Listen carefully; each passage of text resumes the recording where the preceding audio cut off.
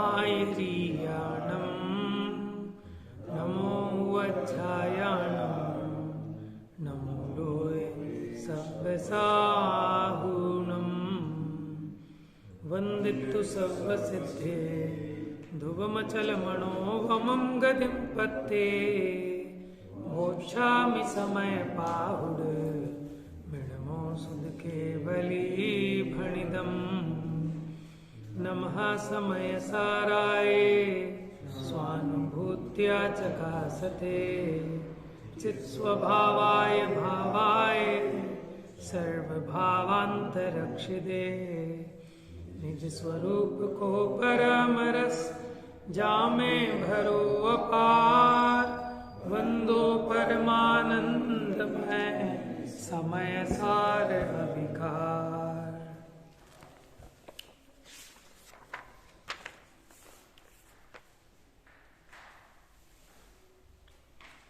तो सम्यक दृष्टि उसके ज्ञान और वैराग्य शक्ति होती है और ज्ञान और वैराग्य शक्ति के कारण उसे कर्मों का बंध नहीं अपितु निर्जरा ही होती है। सम्यक दृष्टि के 8 अंग सहज में ही होते हैं। उन 8 अंगों में से निशंकित, निकांक्षित, निर्विचिकित्सा, अमूढ़ दृष्टि और उपगूहन है पहले स्थितिकरण, उपगूहन नहीं, पहले उपगूहन है, क्योंकि जब तक उपगूहन नहीं करना जानोगे तब तक स्थितिकरण कैसे करोगे। माने अगर आप दूसरे के दोष बताते रहो, गाते रहो, तो वो धर्म में लगेगा कि हटेगा। समझ में आया ना? सामने वाले से गलती भी हो गई, लेकिन आपने उसके जो अवगुण है उनको गौण कर दिया, उनको ढांक दिया, तो वो धर्म में लगेगा। तो इसलिए पहले उपगूहन फिर स्थितिकरण। अब 2 अंग और हैं, कौन कौन से? वात्सल्य और प्रभावना। पेज नंबर 574, गाथा नंबर 235, वात्सल्य गुण की गाथा। जो गुण दिवच्छलतम तृणहम साहूण मोक्षमग्गम ही सोवच्छल भाव जुदो सम्मा दिट्ठि मुणे दब्बो। जो मोक्ष पथ में साधु त्रय का तो करे आहा चिन्ह मूर्ति वो वात्सल्य युद्ध।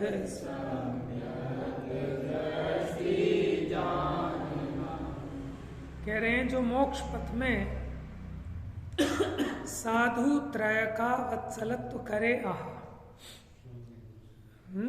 जो तीनों प्रकार के साधुओं का वात्सल्य करे मोक्ष पथ में, तो उसे तुम चिन्मूर्ति वात्सल्य युक्त सम्यक दृष्टि जानना।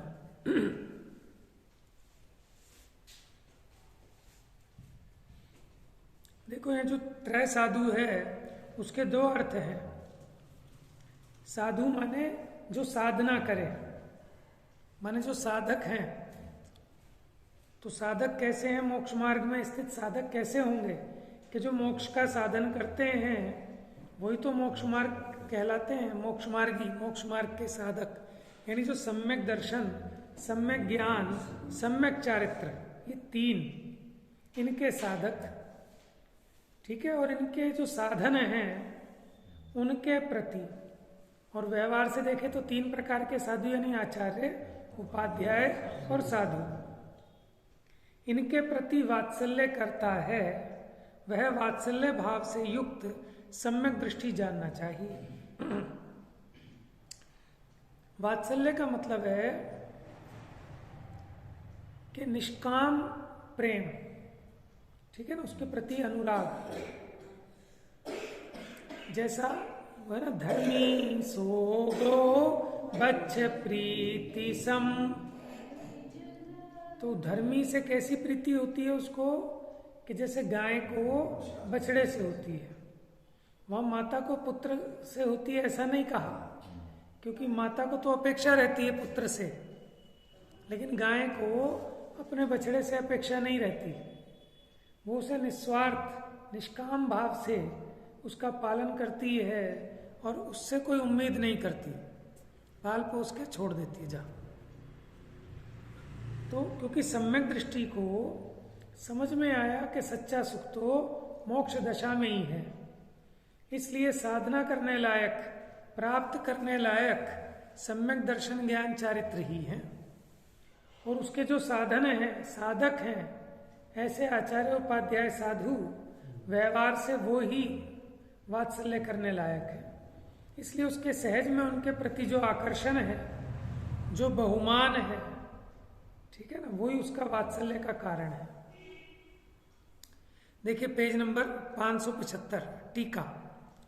क्योंकि सम्यक दृष्टि टंकोत्कीर्ण एक ज्ञायक भावमयता के कारण। ये ज्ञायक भावमयता क्या है? जैसे मिठासमयता, खटासमयता,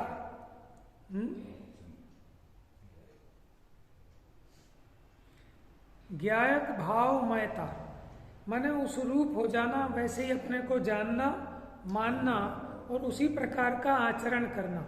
क्या मैं ज्ञायक हूं ऐसी श्रद्धा, मैं ज्ञायक हूं ऐसा ज्ञान और ज्ञायक रूप ही परिणमना, इसका नाम है ज्ञायक भावमयता। तो इसके कारण सम्यक दर्शन ज्ञान चारित्र को अपने से अभेद बुद्धि से सम्यकतया देखता है। कौन? सम्यक दृष्टि। किसको देखता है? कि जो सम्यक दर्शन ज्ञान चारित्र है ये आत्मा की दशा है, आत्मा से अभेद है ऐसा अनुभवता है। इसलिए मार्ग वत्सल अर्थात मोक्ष मार्ग के प्रति प्रीति वाला है। उसे किसकी प्रीति है? मोक्ष मार्ग की। अगर जिसको मोक्ष मार्ग की प्रीति है उसको मोक्ष मार्गियों की भी प्रीति है?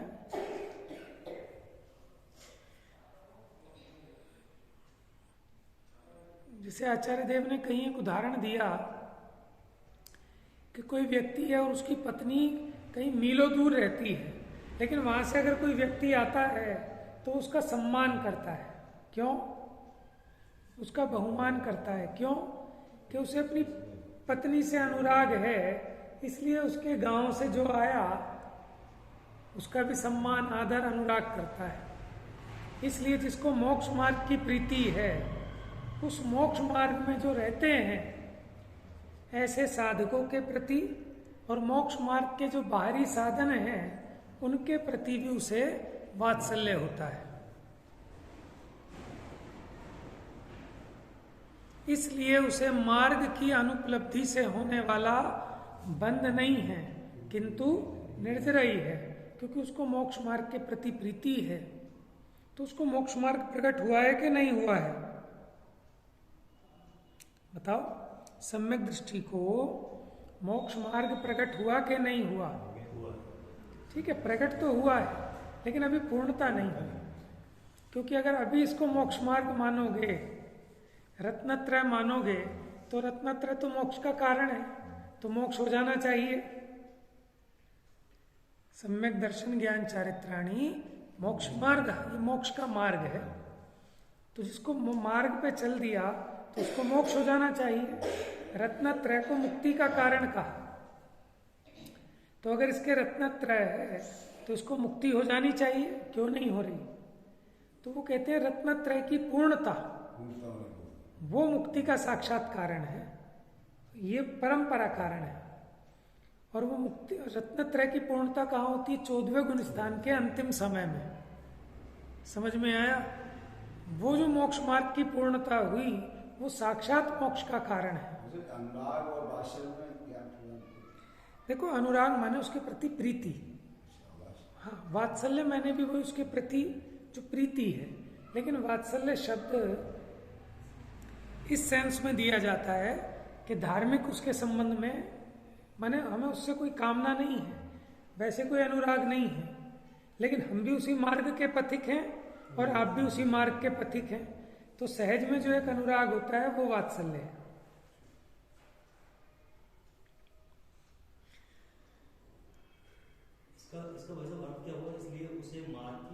उपलब्धि से होने वाला बंध नहीं।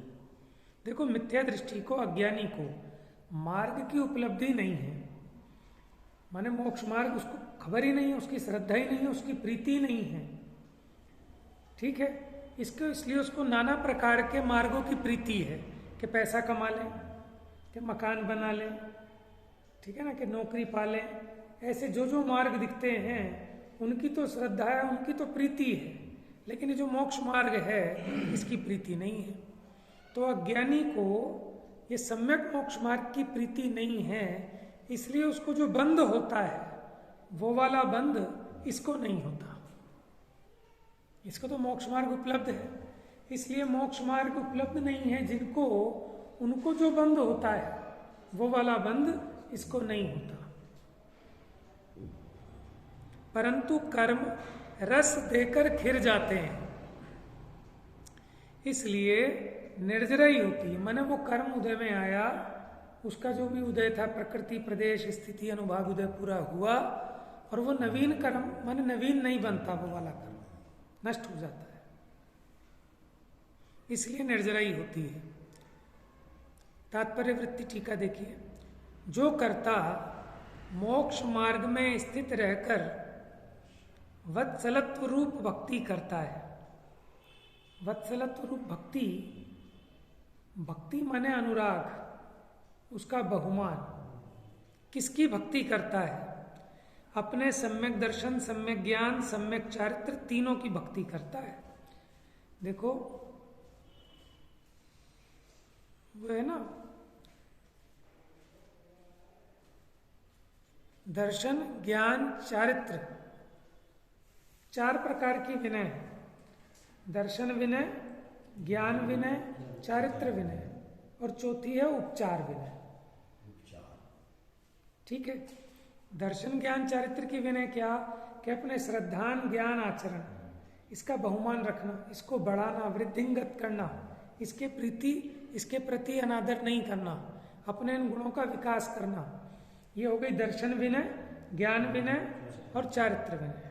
और जो दर्शन, ज्ञान, चारित्र के साधक हैं, ऐसे मुनि आदि, उनके प्रति जो बहुमान है, उनकी विनय है, वो उपचार विनय है। समझ में आया? तो अपने जो श्रद्धा, ज्ञान, चारित्र हैं उनकी भक्ति करता है। कैसे हैं वे तीनों? माने सम्यक दर्शन, ज्ञान, चारित्र कैसे हैं? साधुओं के मोक्ष मार्ग में साधुओं की अथवा व्यवहार से उसके आधार स्वरूप साधुओं की भक्ति करता है।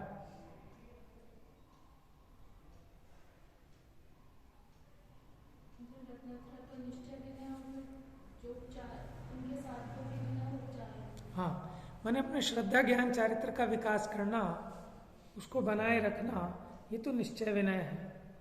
और जो दर्शन, ज्ञान, चारित्र के धारक हैं, ऐसे आचार्य, उपाध्याय, साधु आदि, उनके प्रति जो बहुमान है वो व्यवहार विनय है। ऐसी भक्ति में लगा लेना निश्चय भक्ति और व्यवहार भक्ति।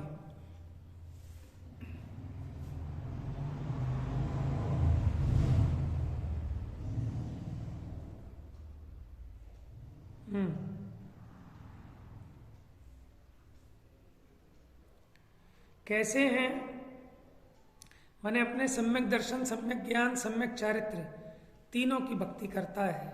कैसे हैं वो तीनों? साधुओं के मोक्ष मार्ग में साधुओं की अथवा व्यवहार से उसके आधार स्वरूप साधुओं की भक्ति करता है। दो जगह साधु आया है ना, तो पहले वाले का अर्थ तो ये होना चाहिए, देखो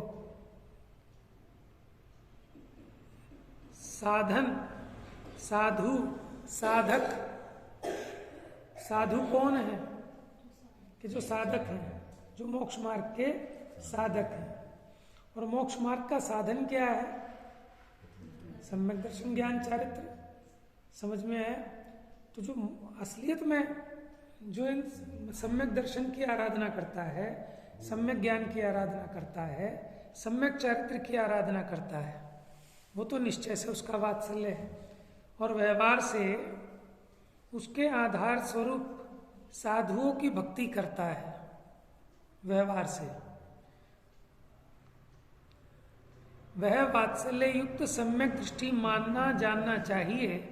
उसके अवात्सल्य से होने वाला बंध नहीं होता, किंतु क्योंकि उसको वात्सल्य है इसलिए पूर्व संचित कर्मों की निर्जराई होती है। ये जो एक लाइन आई ना, इसमें साधुओं के मोक्ष मार्ग में साधुओं की अथवा व्यवहार से उसके आधार स्वरूप साधुओं की भक्ति करता है।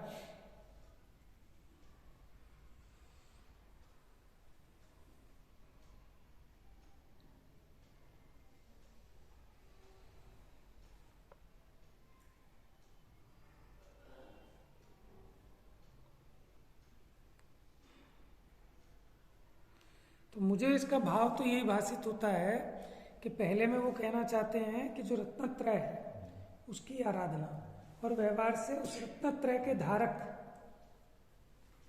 उन आचार्य उपाध्याय साधुओं की।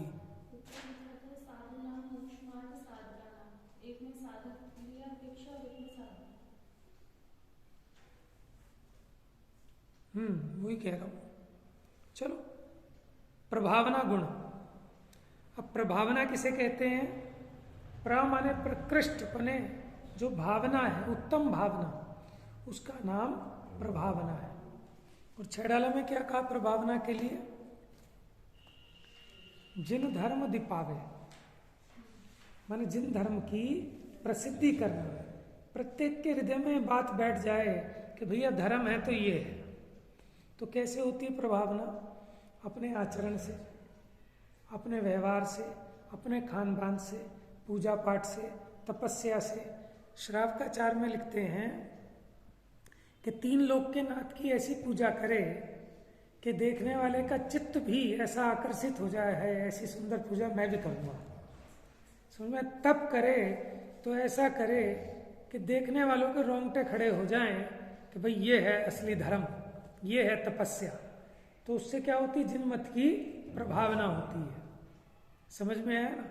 ऐसा आचरण हो जिसे देखकर लोग कहें कि भाई जैन साहब तो वो थे, ये होते हैं जैन। समझ में आया ना? तो जिन धर्म की प्रभावना होती है।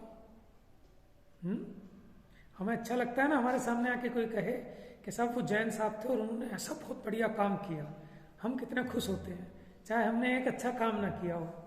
तो अब हमारा फर्ज बनता है कि हम भी कुछ अच्छा काम करें, ताकि वो 10 जगह जाके कहे कि भाई आज तक जितने भी जैन साहब से मिला हूं सब नंबर 1। समझ में आया ना? तो इससे क्या होता है कि जैन धर्म के प्रति लोगों को बहुमान आता है। मेरे पास आज एक सरदार जी आए, गुरुद्वारा इलेक्शन कमेटी के कोई मेंबर होंगे, वो माने बड़े वो लंगर पंगर लगाते हैं। और तो वो कहते, जब मेरे काम से हो गया उनका काम, कहते आपके वो टोडरमल जैन साहब थे, टोडरमल जैन, और हमारे जो गुरु गोविंद सिंह थे उनके लिए वो जगह देने के लिए उन्होंने वो सोने के सिक्के खड़े करके बिछा दिए थे। और वो एक एक सिक्का उस समय 12 ग्राम का होता था। ठीक है, अब तो 10 ग्राम का होता है। तो कह रहे 12 ग्राम का 1 तोला होता था, और ऐसे लगा दिए। ठीक है, बात ये नहीं है। अब ये सुन के हमारी छाती चौड़ी हो गई कि जो सरदार जी पहले लड़ने मरने को आ रहे थे, जब उनका काम काज हो गया, ठीक है, फिर वो तारीफ करने लगे जैन धर्म की। तो अब ये देखो टोडरमल जी ने, ये वाले टोडरमल जी नहीं थे, ये कोई दूसरे टोडरमल थे। लेकिन आप ये देखो, ये इतना काम करके उन्होंने ऐसा मतलब काम कर दिखाया। पाकिस्तान में जगह थी ना पहले, तो पंजाब सब वो एक ही था। तो माने आज के टाइम भी वो सरदार जैनों का एहसान मानते हैं। तो ऐसे क्या हुई कि जिनमत की प्रभावना हो, लेकिन ये तो व्यवहार प्रभावना है। अब इस समय सार में तो परमार्थ प्रभावना की बात है, निश्चय प्रभावना की, कि अपने असंख्यात आत्म प्रदेशों में रत्नत्रय की प्रकट करना, ये वास्तव में अपनी प्रभावना है। और जिसने अपने भीतर में रत्नत्रय प्रकट किया, तो उसके बाहर में तो ऐसे गुण सहज में प्रकट होते हैं। समझ में आया? लेकिन दुनिया को वो हमारा जो भीतर का रत्नत्र है उससे लाभ नहीं है, उससे हमें लाभ है। उसे तो बाहर की जो हमारी क्रियाएं हैं उससे लाभ है। वो जो टोडरमल जैन थे, अब लोग उनके इस बात को तो याद करते हैं कि उन्होंने सोने की मोहरें बिछवा के वो जगह उनके लिए लेके दी, लेकिन अंदर में वो कैसा उनका भाव था, क्या उनकी श्रद्धा थी, कितना उनका वो था, उसका थोड़ी पता है किसी को। और उन्हें जो लाभ था वो तो अपनी उस परिणाम का, अपने श्रद्धान का, माने ऐसे कोई आसान बात है दे देना, माने जिन्हें हाथ की धूल दिखती है धन संपदा तो वो लुटा देते हैं अच्छे काम के लिए।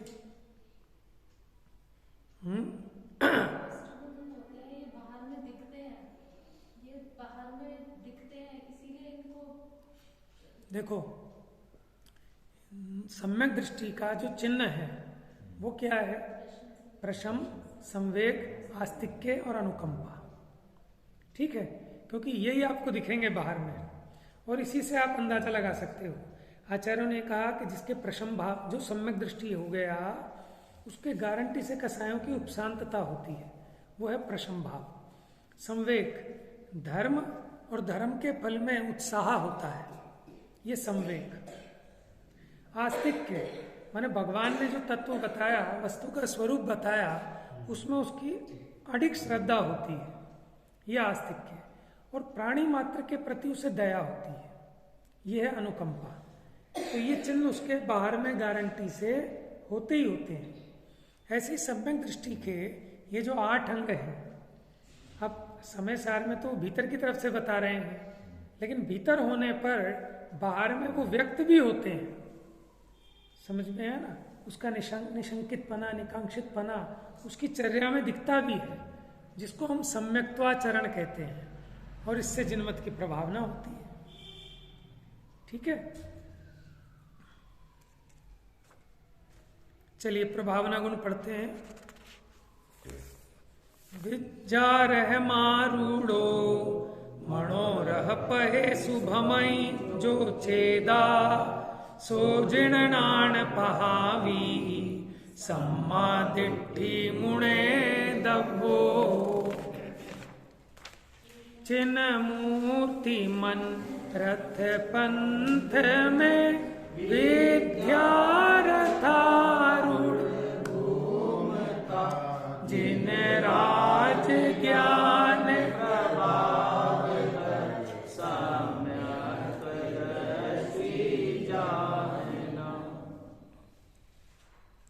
मने तो परमार्थ की बात बताते हैं, लेकिन जैसे ये पंजाबी लोग लंगर बहुत लगाते हैं, ये क्रिश्चियन लोग किताबें बंटवाना, डिस्पेंसरी खुलवाना, ये सब काम करते हैं ना, तो बहुत सारे लोग उनके धर्म में कन्वर्ट हो जाते हैं।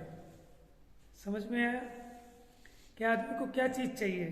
खाना चाहिए, शिक्षा चाहिए, स्वास्थ्य चाहिए, और ये मिलता है तो उससे प्रभावित होते हैं कि देखो इनका धर्म कितना अच्छा है, ये है असली धर्म। उन्हें तो समझ में नहीं है कुछ भी। तो टोडरमल जी ने भी लिखा कि जिसके पास जैसी विद्या हो, जैसा गुण हो, उसके द्वारा जिनमत की प्रभावना करे। क्योंकि प्रश्न उठाया कि भगवान की वाणी में भी सारी विद्याएं आई, चिकित्सा शास्त्र भी आया, ज्योतिष शास्त्र भी आया, मंत्र शास्त्र भी आया। अब कोई आत्म कल्याण के लिए वो जरूरी तो है नहीं।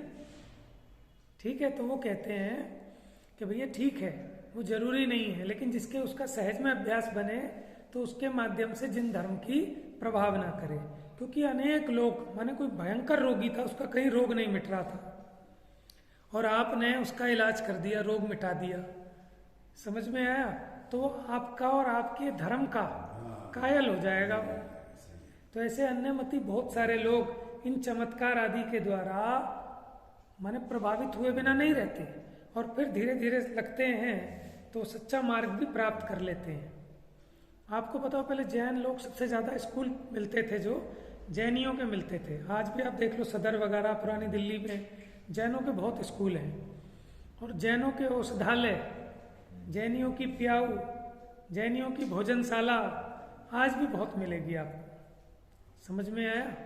क्योंकि इसके द्वारा भी प्रभावना होती है, तो कोई एकांत नहीं है। हम जब तो सोच का फर्क है ना, एक तो इसलिए खोले कि उनको शुद्ध औषधि मिले, जैनियों की मतलब पता चले कि जिन धर्म क्या है, इसलिए पढ़ाई के लिए खोले, और एक इसलिए कि खाली प्रभावना जैसे अन्य लोग करते हैं, इसमें तो फिर फायदा ही क्या हुआ खोलने का? क्योंकि ऐसे लोग अगर आ भी जाएंगे, जैनी बन भी जाएंगे, तो सच्चा मार्ग तो उन्हें पता ही नहीं है, फिर क्या करेंगे आगे? देखो ऐसा उपाय क्या है, जो कुछ नहीं जानता, ठीक है ना, तो सबसे पहला निमित्त तो यही होता है कि जो बिल्कुल अन्यमती है, जिसे कुछ खबर ही नहीं है, आज उसे भोजन मिल गया मान लो, तो भोजन मिलते ही उसको अंदर में आए बिना नहीं रहता। अगर कृतज्ञ है तो बात अलग है, लेकिन उसको उसका एहसान, उसका बहुमान आए बिना नहीं रहता। तो वो धीरे धीरे देखो अज्ञानी है, अभी तो उसको कुछ पता नहीं है, लेकिन ना जाने किस जीव की क्या होनहार हो, जितना लगे जैसा लगे, तो उसको प्रारंभ तो होगा ना जाने। क्योंकि बहुत सारे अपने यहाँ ऐसे लोग हैं, एक आपको पता होगा एक मुसलमान है और उसको तत्वार सूत्र वगैरह सब याद है। अब जब वो लगा होगा किसी ना किसी बात से ही तो लगा होगा, तो इसलिए वो लिखते हैं कि जिसकी जैसी सामर्थ्य हो, माने जिसमें इतनी योग्यता है कि जो धर्म पढ़ा सके तो धर्म पढ़ाकर जिन धर्म की प्रभावना करे, जिसके पास कोई ऐसी विद्या है कि रोग मिटा सकता है तो रोग मिटाकर जिन धर्म की प्रभावना करे, तो जिसकी जैसी शक्ति और सामर्थ्य है वो करे, नहीं तो परोपकार तो है ही। समझ में आया ना, लगे चाहे ना लगे। तो मैं तो यहाँ ये कहना चाहता हूँ कि हमें लगता है कि सब बेकार है, सब बेकार है, सब बेकार है। माने जैसे किसी ने प्याऊ लगा दी, किसी ने भोजन बंटवा दिया फ्री में, तो ठीक है, सब तरह की योग्यता के जीव हैं, जितना जिसका जो समझ में आ रहा है कहीं ना कहीं वो कुछ ना कुछ योगदान तो कर ही रहे हैं। समझ में आया ना।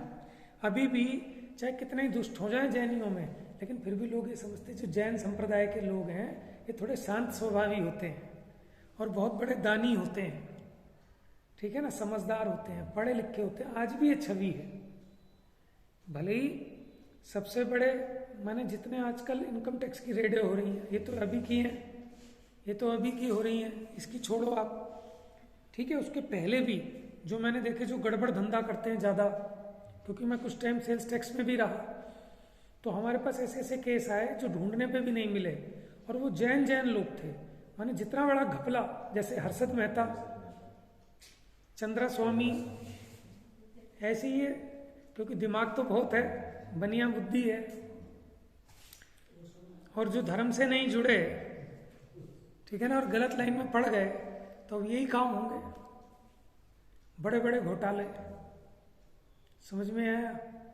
तो हैं सब तरह के, लेकिन ये अपवाद हैं।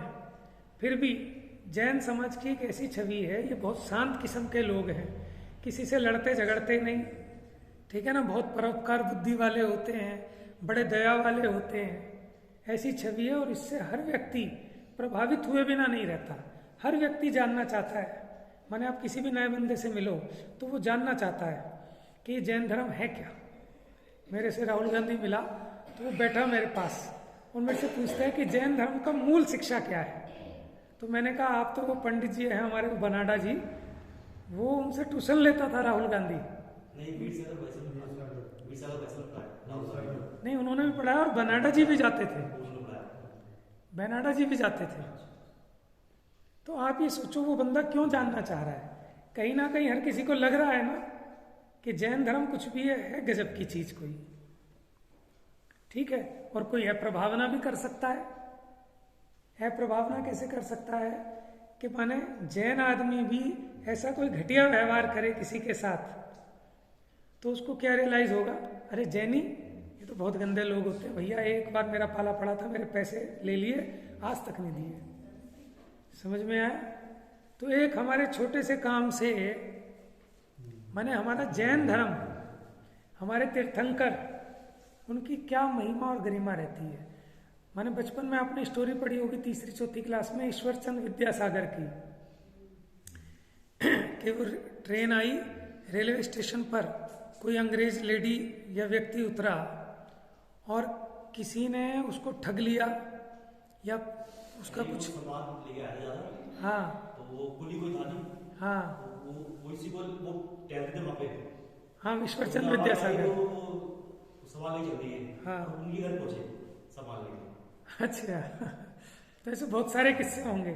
एक हमने वो सुना था कि उसका फलों का टोकरा चुरा लिया किसी ने, तो ईश्वरचंद विद्यासागर जी ने खुद ही अपने उससे खरीद के उन्हें दे दिया, सिर्फ किस लिए, ताकि ये ना कहें कि इंडियन लोग चोर होते हैं, कि भारतीय लोग चोर होते हैं, कि नहीं नहीं जी वो ले नहीं गया था, वो तो मुझे संभलवा गया था, ये रहा आपका फलों का टोकरा। समझ में आया? काहे के लिए? कि अपने देश की इज्जत खराब ना हो।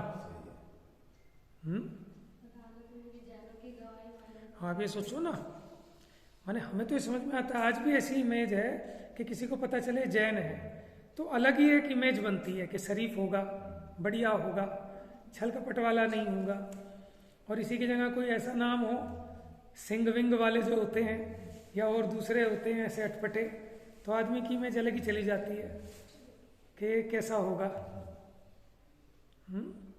खैर, अभी तो समय सार जी में प्रभावना क्या होती है वो बता रहे हैं। देखो, जो चेतीयता विद्या रूपी रथ पर आरूढ़ हुआ, ये विद्या रूपी रथ है माने सम्यक ज्ञान पर सवार होकर,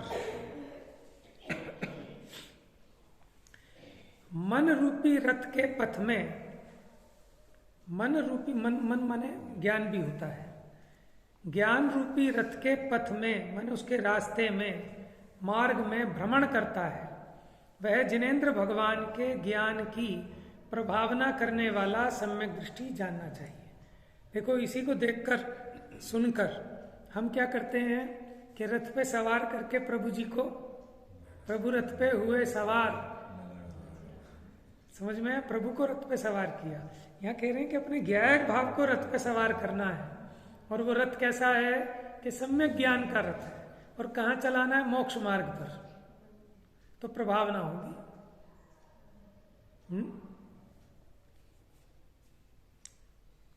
देखो टीका, क्योंकि सम्यक दृष्टि टंकोत्कीर्ण एक ज्ञायक भावमयता के कारण ज्ञान की समस्त शक्ति को प्रकट करने, क्या कह रहे हैं?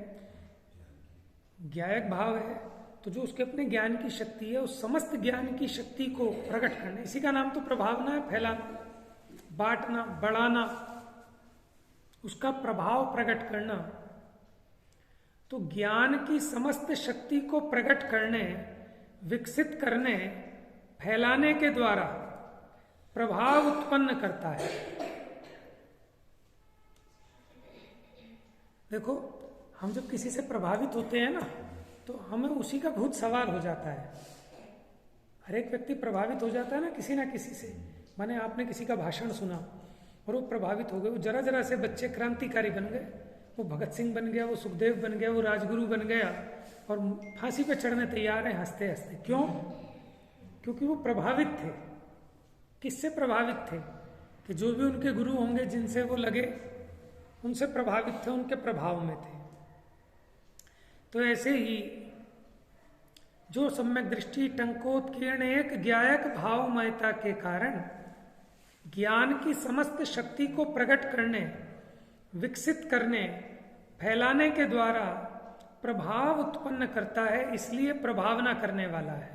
माने जो अपने आत्मगुणों का विकास करता है जगत में, वो दूसरों पर उस रत्नत्रय का, जिन धर्म का प्रभाव भी प्रकट करता है, क्योंकि उसी से प्रभावित होते हैं। देखो, एक सच्चा आराधक ही सच्चा प्रभावक होता है। ज्ञानी गुरु की देशना ही सम्यक दर्शन में निमित्त कारण पड़ती है। समझ में आया? महात्मा गांधी के पास एक माँ लाई अपने बच्चे को कि बापूजी ये गुड़ खाता है, इसे समझाओ जरा कुछ। तो उन्होंने कहा 15 दिन बाद लाना। 15 दिन बाद लाए, फिर दोबारा क्या उसे समझाया कि बेटा देखो, गुड़ नहीं खाते, गुड़ खाने से ये दांत खराब हो जाएंगे, ये हो जाएगा, वो हो जाएगा। ठीक है, तो उसने कहा कि महाराज ये बात तो 15 दिन पहले भी समझा देते, अब 15 दिन बाद क्यों बुलाया? कि तब तक तो मैं भी खूब खाता था, अब मैंने छोड़ा। ठीक है ना? तो वो वाणी में अलग ही प्रभाव आएगा। आप देखो, आप त्यागियों के मुख से जिनवाणी सुनो, वैरागियों के मुख से जिनवाणी सुनो, तो वो आपको अलग प्रभाव डालेगी। समझ में आया ना? तो इसलिए कि वास्तव में तो जिनवाणी जो सुननी चाहिए, उसके उपदेशक तो एक ही है, केवल ज्ञानी भगवान। अनंत परमात्मा ही वक्ता है, इसलिए वो ही आप्त है। अगर वो नहीं है तो उनकी अब्सेंस में गणधर देव, गणधर देव नहीं है तो उनके नीचे के आचार्य, उपाध्याय साधु। अब अगर वो भी नहीं है तो फिर प्रतिमाधारी, अणुव्रती, श्रावक, वो भी नहीं है तो सम्यक दृष्टि। समझ में आया? उससे नीचे नहीं चलेगा। क्यों? कि जिसको स्वयं ही श्रद्धा नहीं है वो दूसरे को उस चीज के लिए उस पर प्रभाव ही नहीं डाल पाएगा, उससे प्रभावित ही नहीं होगा। माने हम ही खुद कमजोर हों कि पता नहीं साहब कहते तो ऐसे ही, लिखा तो ऐसे ही, अब हमें नहीं समझ में आ रहा मुंह में दुख है कि नहीं है। अब जो खुद ही डुलमुल होगा तो सामने वाले को क्या समझाएगा? समझ में आया ना? तो इसलिए कहते हैं कि प्रभाव भी किसका प्रभाव पड़ता है। देखो माने हजारों अज्ञानी मिलकर वो प्रभावना नहीं कर सकते जो एक सम्यक दृष्टि के निमित्त से हो जाती है, और हजारों सम्यक दृष्टि मिलकर उतनी प्रभावना नहीं कर सकते जो एक त्यागी से हो जाती है, माने अणुव्रति से। और हजारों अणुव्रति मिलकर उतनी नहीं कर सकते जितनी एक मुनि से हो जाती है। समझ में आया? तो इसलिए कहते हैं कि वो सम्यक दृष्टि प्रभावना करने वाला है, अतः उसे ज्ञान की प्रभावना के अप्रकर्ष से, माने ज्ञान की प्रभावना ना बढ़ाने से होने वाला बंध नहीं होता, किंतु निर्जरा ही होती है। प्रभावना का अर्थ है प्रकट करना, फैलाना, उद्योत करना। पाप में भी तो ऐसे ही होगा कि जितने मतलब प्रभावना में ऐसा है तो फिर पाप में भी तो ऐसे होगा, अप्रभावना में उनसे ज्यादा होगा, इसीलिए उनको पाप भी ज्यादा है। जो ऊंचे पद पे है और जिनकी बहुत प्रतिष्ठा है, अगर वो कोई गलत काम करता है बिल्कुल। वसु झूठ से तीन नरक पहुंचा, सुरग में नारद। कैसी झूठी बातें कर रहे हो? हम तो 1000 झूठ बोल चुके अब तक, हम तो नहीं गए नरक में। क्यों? समझ में क्यों? देखो अंतर है। वो जिस पद पे था उसके वचनों की बड़ी कीमत थी, समझ में आया ना? और उस पद पे बैठ के उसने झूठ बोला, उसी समय उसका सिंहासन नीचे गड़ गया और मर के नरक में गया। कौन? राजा वसु। और आज तक भी वो परंपरा चल रही है कि बकरे की जो बलि, समझ में है? मुसलमानों की बात नहीं कर रहा, हिंदू धर्म में भी बकरों की, गायों की, इनकी बलि दी जाती है। कौन से यज्ञ होते हैं इनके?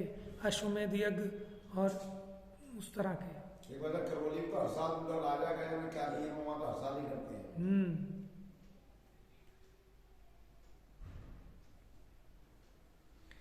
क्योंकि वहां उन्होंने पढ़ाया था, उनके गुरु ने, अजय रष्टव्यम है ना। और अज का अर्थ बकरा भी होता है, और अज का मतलब पुराना धान। समझ में आया? तो जब उन्होंने पढ़ाया था, क्या था उनके गुरु का नाम? क्षीरकदम्बक, क्षीरकदम्ब। उन्होंने जो पढ़ाया था वो तो ये पढ़ाया था कि 3 साल पुराना जो धान है, अनाज है, उसको कहते हैं अजय। तो उन्होंने पढ़ाया था कि यज्ञ में, आहुति में, ये जो पुराना चावल है इसको चढ़ाना चाहिए, माने पूजा आदि में। ठीक है? उसने अज का अर्थ क्या किया? बकरा। और फिर राजा वसु ने कह दिया हाँ जो ये कहता है सो ठीक कहता है। क्या नाम था उसका? पर्वत। जो पर्वत कहता है सो ठीक है।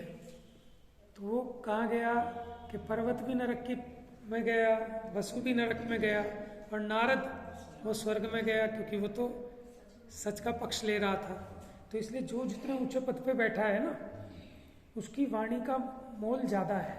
माने जज जिस कुर्सी पे बैठा है, अब अगर वो सही बोल दे तो बेचारे की जान बच जाए, झूठ कर दे फैसला तो उसकी जान से ही चला जाए, तो इसलिए उसको पाप भी ज्यादा है। समझ में आया ना? इसलिए जो जितने ऊंचे पद पर है उसकी उतनी ज्यादा जिम्मेदारी बनती है। माने अब हम वहां बैठे हों, हम कुछ ही बोल दें, हमें उतना पाप नहीं लगेगा। लेकिन अब यहाँ बैठे हैं और यहाँ बैठकर अगर हम इसका कुछ भी उठपटांग अर्थ करें तो सीधा क्या कहते हैं? निगोद के पात्र हैं। समझ में आया ना? क्योंकि हम गलत परंपरा को चलाने वाले हुए। हम वहां बैठ के आजाद हैं, हम कुछ भी कहें उतना पाप नहीं होगा, क्योंकि हमारी बात कौन प्रमाणिक मान रहा है। लेकिन जब हम यहाँ बैठे हैं शास्त्र की गादी पर, तो हमारी बात ये जिनवाणी सुना रहे हैं ऐसा मान के सुनी जा रही है, और हम उसमें अगर गलत निरूपणा करें तो महापाप के भागी है। समझ में आया ना? प्रभावना का अर्थ है प्रकट करना, उद्योत करना। इसी को हम कहते हैं उछाव। उछाव निकालते हैं ना।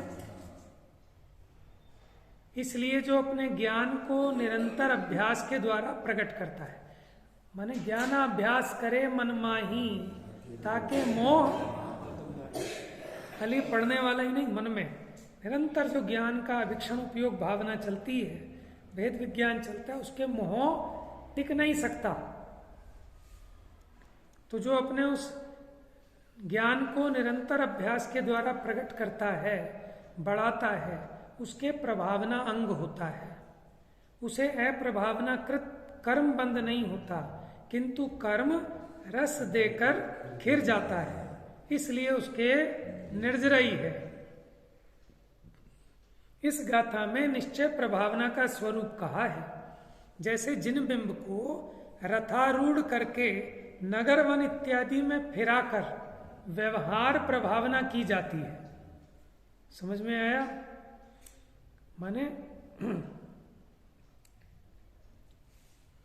वो है ना, जब जन्म हुआ तीर्थंकर का तब इंद्र बजावे बांसुरिया, इंद्रानी छम छम नृत्य करे, बाकी रुन जुन बाज। अब आप ये देखो, जो लोग आते हैं और जो देखते हो वो सोधन स्वर्ग का इंद्र और उसकी इंद्रानी, वो तो नाचने आए हैं इनके यहाँ, तो ये क्या बड़ी चीज होंगे। होती है कि नहीं होती है प्रभाव? समझ में? ये बड़े बड़े मिनिस्टरों के इनके बच्चों की शादी होती है, अभी बड़े बड़े अमिताभ बच्चन जैसे हीरो को बुलाते हैं, वो इनके यहाँ नाचते हैं। तो अब जो आता है तब उन्हें समझ में आता है कि साहब ये कितनी बड़ी चीज होंगे जिनके यहाँ अमिताभ बच्चन तो नाचने आया है। समझ में आया? तो इससे प्रभावना होती है। तो ऐसे यहाँ कह रहे हैं कि जब हम रथ यात्रा निकालते हैं तो बड़े बड़े सेठ नंगे पैर भगवान के आगे ऐसे ऐसे उछलते फिरते हैं, तो उनके देखकर जो अन्यमति गरीब लोग हैं वो सोचते हैं भगवान कितने महान होंगे। हम जिन्हें भगवान मानते हैं, ऐसे सेठ जी जिनके आगे उछलते फिर रहे हैं, तो ये कितने महान होंगे। तो उनकी विशेष महिमा भाषित होती है। और फिर जिन्हें मंदिर में प्रवेश नहीं है, आज उनके भी भाग जग गए कि उनको भी दर्शन करने का मौका मिल जाता है। सारे त्रियंचों को, ये जो शूद्र आदिक हैं, अन्यमति हैं, इनको ये मौका मिलता है।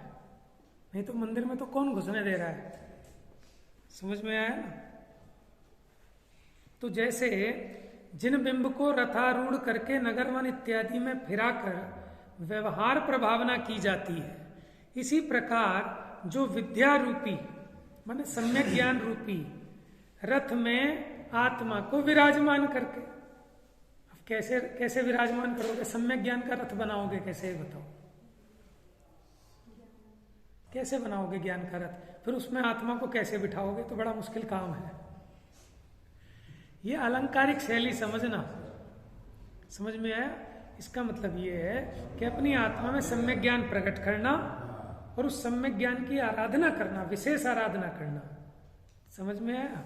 उससे प्रभावना होगी। जमना, अपने में रहना, अपने में हाँ। समा जाना। और जब जो अपने में समाता है ना, तो जिसका पेट भरा होता है उसका चेहरा बता देता है कि इसका पेट भरा हुआ है। तो ऐसे जो अंदर के आनंद में तृप्त होता है, उसके चेहरे को देखकर भी माने जो खुशबू वाला फूल होता है ना, वहाँ कितने सारे भौरे भिन्न भिन्न करते हैं। जहाँ गुड़ होता है वहाँ बिना बुलाए मेहमान आ जाते हैं। ऐसी जहाँ जो अंदर में आनंद रस से सराबोर होता है, तो सहज में ही उसके बाहर व्यक्तित्व पे ऐसा रस टपकता है कि माने उसे देख के बड़े बड़े इंद्र, राजा, महाराजा रीझते हैं उस वीतरागता को देख के। रीझ गया था ना वो राजा वज्रबाहु, मुनिराज को देखा कि ऐसी तृप्ति, ऐसी शांति, ऐसा सुख आज तक किसी के चेहरे पे नजर नहीं आया। और इनके पास तो स्त्री भी नहीं है, और फिर भी इतने सुखी। अब उसके अंदर में तुरंत पूरा भेद विज्ञान चालू हो गया है, तत्व विचार चालू हो गया कि अरे मैं तो स्त्री के पीछे पागल हुआ जा रहा हूं और इनके तो स्त्री भी नहीं है, फिर भी इतने शांत और सुखी। मेरे पास स्त्री है तब भी मैं आकुलित व्याकुलित। तो इसका मतलब स्त्री से सुख का कोई संबंध नहीं है। ऐसी क्या चीज है जो इतने तृप्त और सुखी है? अब वो देखते देखते देखते देखते ही दीक्षा की पूरी तैयारी हो गई, जाके दीक्षा ले ली। समझ में आया? तो काय से हुई ना प्रभावना। मुनिराज ने कितनी जबरदस्त प्रभावना की। एक मुनिराज नगर में आते थे, कितने ही लोग साथ में चले जाते थे दीक्षा लेके, राजा महाराजा। और देखो, आपने सुना हो कभी राजा अकेले दीक्षा नहीं लेते थे। राजा ने दीक्षा ली, उसके साथ इतने हजार, उतनी प्रजा, इतनी रानियां, इतने ये, इतने वो। ये प्रभावना है। समझ में आया ना? माने नगर सेठ जिस धर्म को अंगीकार करता है, वहां के सारे लोग भी उसको मानने लगते हैं।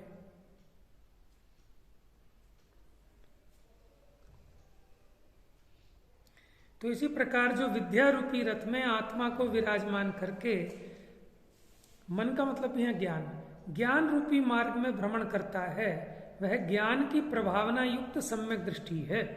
वह निश्चय प्रभावना करने वाला है कि पहले अपने प्रदेशों में, अपने आत्मा में प्रभावना तो करो, रत्नत्रय का प्रभाव प्रकट करो। इस प्रकार ऊपर की गाथाओं में ये कहा कि सम्यक दृष्टि ज्ञानी को निशंकित आदि 8 गुण निर्जरा के कारण है। इसी प्रकार सम्यक्त्व के अन्य गुण भी निर्जरा के कारण जानना चाहिए। अब इसमें और विशेष खुलासा है, इसका जो उपसंहार है कल पढ़ेंगे। मिथ्यात्म नाश वे को ज्ञान के प्रकाश वे को,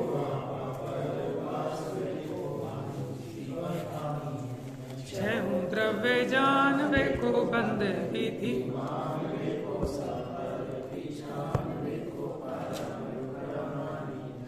अनुभव बताए वे को जीव के जता,